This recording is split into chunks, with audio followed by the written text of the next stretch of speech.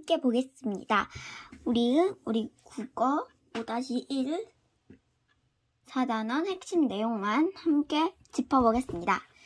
자, 우리 문장에서 동작이나 상태의 주체가 되는 말을 주어라고 하고 주어의 움직임, 상태, 성질 따위를 풀이하는 말을 서술어라고 해요. 그리고 문장에서 동작의 대상이 되는 말을 목적어라고 해요. 라고 써져 있는 요 문장이 있는데요. 이거 정말 중요하거든요. 한번 읽어볼게요. 중요한 것만 읽어보자면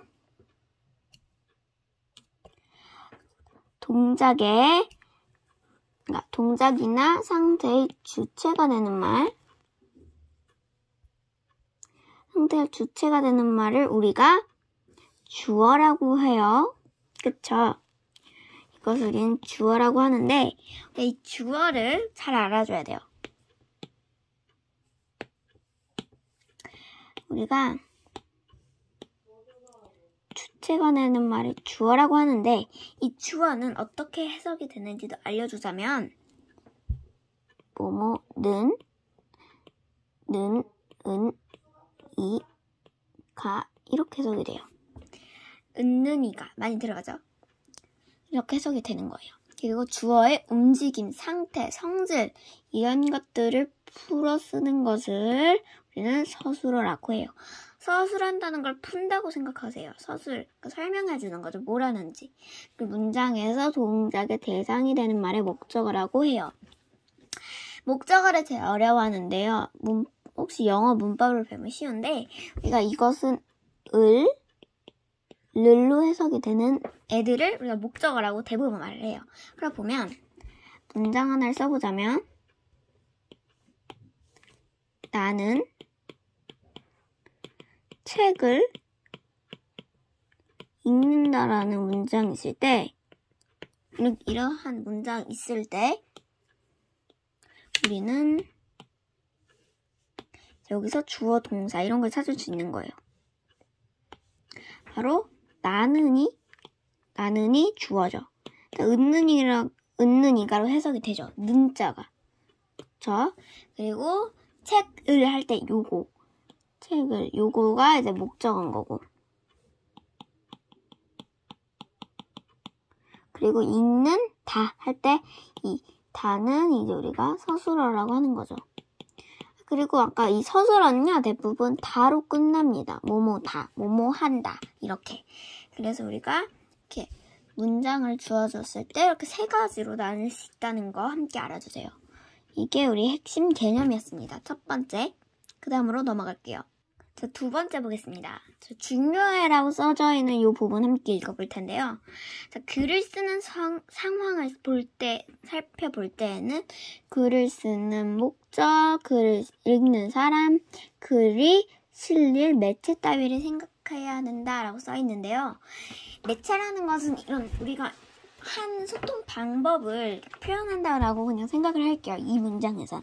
그러니까 만약에 여기서 글이 실릴 매체 따위라고 하면 내가 TV에 될 건지, TV로 통해 이 글이 소개될 건지, 아니면 학급 신문이라든지 이런 것들을 우리가 매체라고 하는데 그래도 매체는 거의 가구라고 생각하시면 돼요. 그래서 우리가 TV, 컴퓨터, 그런 거 다 매체인데요. 매체가 이제 뭔가를 이렇게 여기서는 이제 글이 실릴 때의 그런 종류라고 이해하면 되겠습니다. 그리고 상황에 따라 주제도 달라질 수 있다라는 건데, 만약에 내가 글을 학급신문을 하라고 하면 학급에 일어난 일을 대부분 써야겠죠? 물론 자신의 일어난 일도 써도 되겠지만 학급에 대한 이야기를 써도 좋겠죠. 이런 거요. 학급에 대한 이야기 이런 거 이렇게 할 수 있고요. 그래서 우리 두 번째 개념은 짧게 끝났습니다. 자, 우리 세 번째 개념 진짜 중요한 건데요. 우리 다발짓기에 대해서 알아보겠습니다. 자, 우리 시간 흐름과 장소 변화에 따라 일어난 일을 정리할 수 있어요. 흐름에 맞게 생각이나 느낌을 묶는 것을 다발짓기라고 해요. 라고 하는데요. 앞에 이 다발짓기를 대충 보여주자면 이렇게 되겠습니다. 다발짓기 보면 일어난 일을 쓰고 거기에 생각이나 느낌을 썼죠. 만약에 내가 아빠께서 나를 깨우심, 아빠께서 말씀하심하였을 때 그때의 내 느낌, 뭐 툴툴거림이나 뭐 행동 같은 것도 자세히 그냥 행동에 대한 나의 생각이라든지 이런 거 써주면 되는 거죠. 그래서 만약에 뭐 걸음, 뭐 5개나 성공함, 뭐 물을 마심 이런 거에 대해서 느낌을 하나하나씩 다 써주는 거죠. 그리고 이것도 마찬가지 이제 써주는 거예요. 이런 것을 우리가 이제 뭐라고 한다? 이것을 다발짓기라고 한다. 이라고 하는 거 꼭 알아줘야 돼요. 그래서 우리 다시 한번 개념을 읽어보도록 하겠습니다.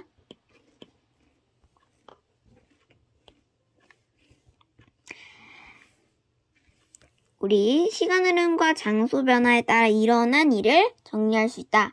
흐름에 맞게 생각이나 느낌을 묶는 것을 다발짓기라고 한다라는 거 꼭 기억해줍니다. 네 번째 개념 만나볼게요. 자, 그 다음 개념은요. 또 뭐냐면 아까 그 다발짓기 이런 것을 할 때 어떻게 해야 되는지 알아보겠습니다. 간단하게.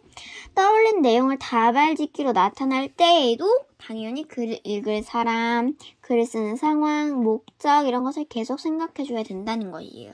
근데 여기서 왜 글을 읽는 사람을 왜 생각을 해야 되죠? 라고 하면은 내가 만약에 동생한테 글을 쓸 수도 있고 만약에 친구들에게 글을 쓸 수도 있고요. 그리고 또 어른들이 앞에 있는 그런 대중적인 곳에서도 글을 쓸 수 있어요. 여러 사람이 모인 곳, 여러 사람이 있는 곳. 그랬을 때 우리가 만약에 동생은요, 일단 이해가 잘 돼요. 이해가 잘 되게 써야 돼요. 이거는 아마 4학년 때 배웠을 수도 있는데 이해가 잘 되게 써줘야 되고 뭐 반말로 하든 그건 상관이 없죠. 근데 뭐 친구도 물론 반말도 가능하지만 그래도 존댓말 쓰는 게 좋긴 좋은데 반말이라든지 그런 걸 쓴다고 하고 그리고 내용도 조금 재미있을 만한 공통사라고 해야 되나? 만약에 내가 5학년이면 5학년들이 좀 요즘에 좀 많이 궁금해하는 주제라든지 이런 것을 써주면 더 좋죠. 여러 사람 앞에서는 무조건 존댓말을 써야 된다. 아니면 주제도 이렇게 또 그것을 따라서 유치한 주제보다는 그래도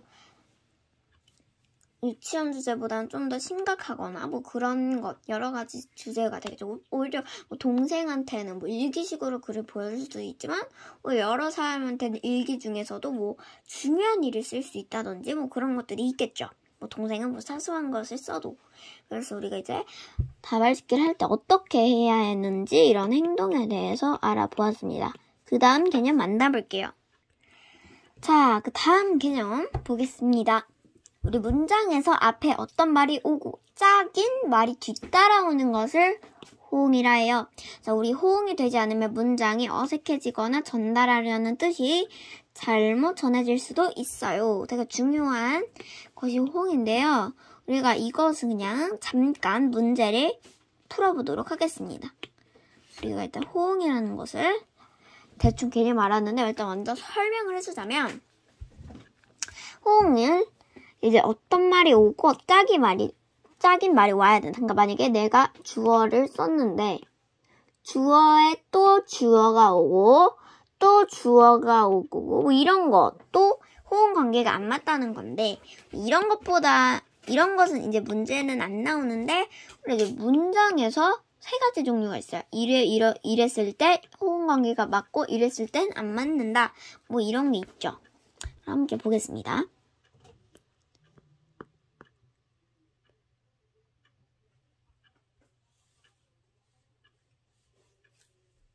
자, 보겠습니다. 문제. 아래에 있는 건 문제보다는요. 호응 관계 종류를 알아보는 거니까 개념을 다시 다진다거든요. 생각을 해보면 되겠네요. 어제 친구와 박물관에 갔다 어제. 자, 이건 시간이라고 우리 볼 수 있는데 시간을 나타내는 말과 서술어의 호응이에요. 이게 문제 나올 수 있습니다. 그리고 아버지께서 청소를 하신다. 아버지라는 주어와 서술어, 하신다라는 서술어. 높임의 대상을 나타내는 말과 서술어의 호응인데요. 우리가 이것을 만약에 쓰라고 하면 뭐를 나타내는 말 이렇게 쓰면 돼요. 뭐를 나타내는 말에 말과 이 서술어의 호응 이렇게 써주면 됩니다. 호응 이렇게. 그래서 그 다음 보면 물고기가 낚싯줄에 걸렸다는 이거는 이제 살짝 동작을 당하는 주어 서술어의 호응인데 이게 좀 많이 어려워요. 이 세 가지 중에서 이게 제일 어려운데 이것은 무엇이냐면 설명을 다시 해보면 물고기가 낚싯줄에 걸렸다면 얘가 당하는 거예요. 걸리다라는 동작을 얘가 당한 거예요. 얘가 당한 거죠. 당한 사람인 거죠. 그러니까 당한 물체인 거죠.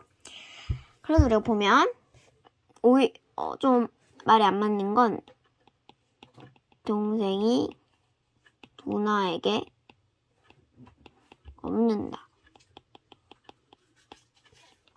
이건 왜 말이 안 맞을까요? 보세요. 동생이 누나에게 없는다? 그러니까 이 누나에게 이제 없는다 보다는 업혔다가 말이 맞죠. 우리가 봤을 땐 이건 말이 안 맞죠.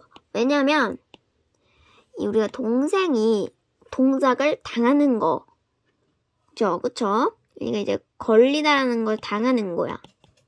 그러면 우리가 이제 당한 거라고 봤을 때는 업혔다가 맞는 거죠. 없는다라고 하면 동생이 누나에게 없는다가 이제 동생이 누나를 없는다는 맞지만 동생이 누나에게 없는다라는 걸 당하는 거기 때문에 우리는 이거가 틀린 거예요. 만약에 근데 동생이 누나를 없는다라고 하면 이게 맞죠. 하지만 누나에게 없는다는 말이 안 맞죠. 그럼 그 다음 이게 문제 보겠습니다. 자, 보겠습니다. 문장의 밑줄 그은 부분은 어떤 호응 관계가 나타났는지 그 종류를 생각하며 손으로 알맞게 이어봅시다 라고 되어 있는데요. 할머니께서 맛있는 떡을 주셨다는 높임의 대상이죠. 이렇게 연결해주고요. 내일 도서관에 갈 거야. 내일이라는 시간과 이렇게 관련됐습니다. 그리고 아버지께는 높임의 대상이죠. 그리고 나는 어제 재밌는 동화책을 읽었다. 이거는 시간이죠. 과거. 이건 미래고 이건 과거입니다. 동생이 누나에게 업혔다. 아까 말했던 거죠. 이것은 동작을 당하는 주어와 서술의 호응. 이것도 이거가 되겠습니다. 그 다음은 이제 그 호응 관계 이런 것에 대해서 알아보겠습니다. 더 자세히. 주어에 어울리는 서술어나 서술어에 어울리는 주어를 넣어 문장을 바르게 고칠 수 있어요. 글을 쓸 때나 글을 쓰고 난 후 고쳐쓰기 단계에서 문장 성분의 호응 관계가 올바른지 확인해야 해요. 문장이 좀 어려운 게 있을 수 있는데 주어에 어울리는 서술어. 그러니까 만약에 내가 물고기면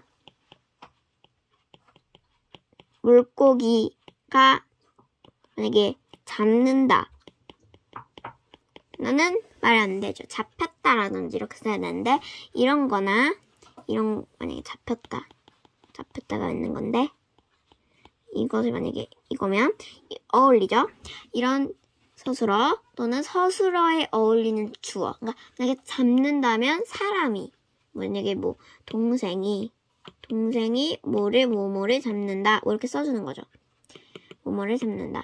이렇게. 이런 주어를 넣어서 문장을 바르게 고칠 수 있는데 글을 쓸 때나 글을 쓰고 난 후 고쳐쓰기 단계에서 문장 성분의 호응 관계가 올바른지 확인해야 되는데 만약에 내가 글을 쫙쫙쫙쫙 쓰면 거기서 높임의 대상이 안 맞는 게 있는지 시간을 대상 이런 것에 안 맞는지 아니면 동작을 당하는 주어와 서술의 관계가 안 맞는다든지 이런 것을 이제 고치라는 거죠. 그쵸? 그럼 그 다음 또 한번 보겠습니다. 자, 마지막으로 우리 문장의 호응 관계를 생각하며 이 문장들을 고쳐보겠습니다. 자, 어머니가 운전을 하신다. 운전을 한다 라고 써져 있는데 우리가 이것은 어떤 거가 틀렸는지 써보면 그냥 우리가 틀린 거를 그냥 아래다 써볼게요. 높임의 대상과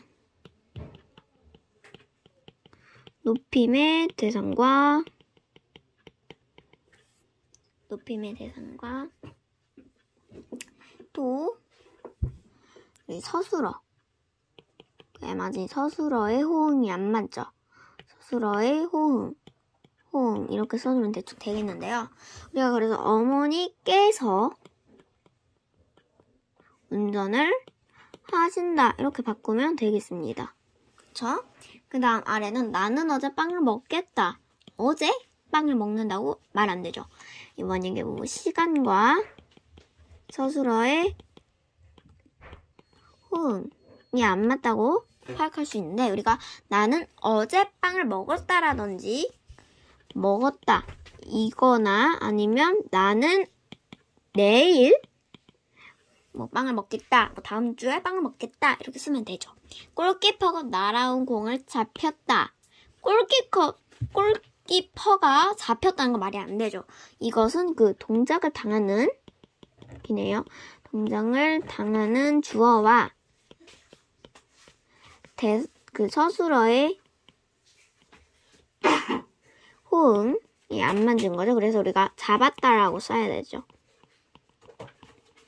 그리고 이거는 잡곡밥은 맛과 색깔이 아름답습니다는 잡곡밥은 맛도 있고 색깔이 아름답습니다 라고 써주면 되겠습니다. 맛도 있고 이렇게. 그래서 우리가 두 가지로 이것을 풀어 써줘야 되는 거죠. 그래서 오늘은 정리를 다 했습니다. 그럼 오늘 지금까지 영상을 시청해 주셔서 감사합니다.